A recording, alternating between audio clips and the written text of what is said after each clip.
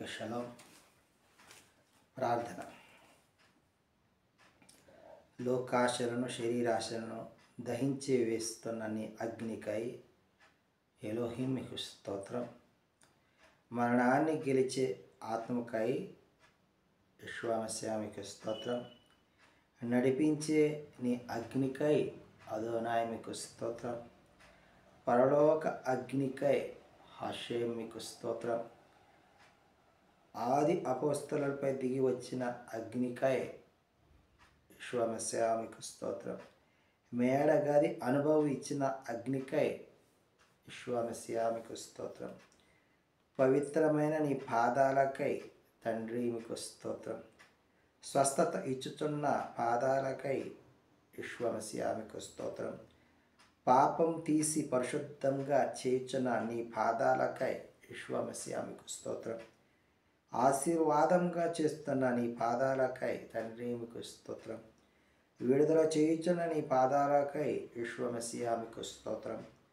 ఉన్నతమైన పిలుపునిచ్చిన నీ పాదాలకై యెషువా మసీహా మీకు స్తోత్రం. తండ్రి, ఉదయకాల సమయంలో నీతో ముఖాముఖిగా మాట్లాడే ధైర్యాన్ని మాకు అనుగ్రహించిన విధానం బట్టి మీకు స్తుతులు స్తోత్రాలు చెల్లించుకుంటూ ఈ మా మనవులు మా రక్షకుడి మోక్షకుడైన నజరేయుడైన యెషువా మసీహా నామమున అడిగి పొందుకుంటున్నాం తండ్రి, ఆమేన్. పాపమునంతా పోగొట్టి ప్రాచీన స్వభావము తొలగించి, పాపమునంతా పోగొట్టి ప్రాచీన స్వభావము తొలగించి, మ్రాను శక్తితోనే నూతన జీవులుగా మార్చెను. మ్రాను శక్తితోనే నూతన జీవులుగా మార్చెను. అర్హుడవు అర్హుడవు గొర్రె పిల్ల నీవే యోగ్యుడవు. రక్తమిచ్చి ప్రాణమిచ్చి నీదు ప్రజలను కొనినావు. అర్హుడవు అర్హుడవు గొర్రె పిల్ల నీవే యోగ్యుడవు. మహిమయు ఘనతయు నీకే చెల్లును ఎల్లప్పుడు. ఇదిగో యావే గొర్రె పిల్ల ఇవేగా మా కృతజ్ఞత స్తుతులు.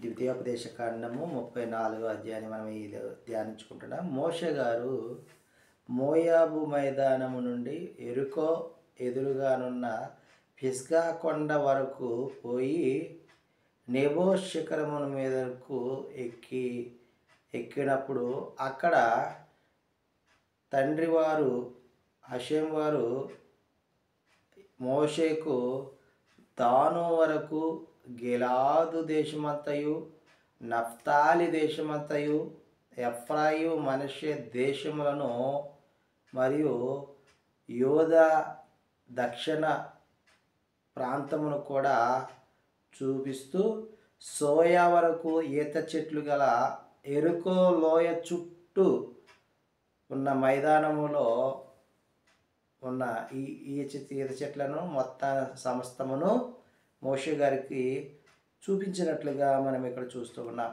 ఈ అధ్యాయంలో. అప్పుడు ఇవన్నీ చూసిన తర్వాత 120 సంవత్సరాలప్పుడు మోషే గారు ఈ యొక్క కొండ మీద చనిపోయినట్లుగా మనం ఇక్కడ చూస్తూ ఉన్నాం.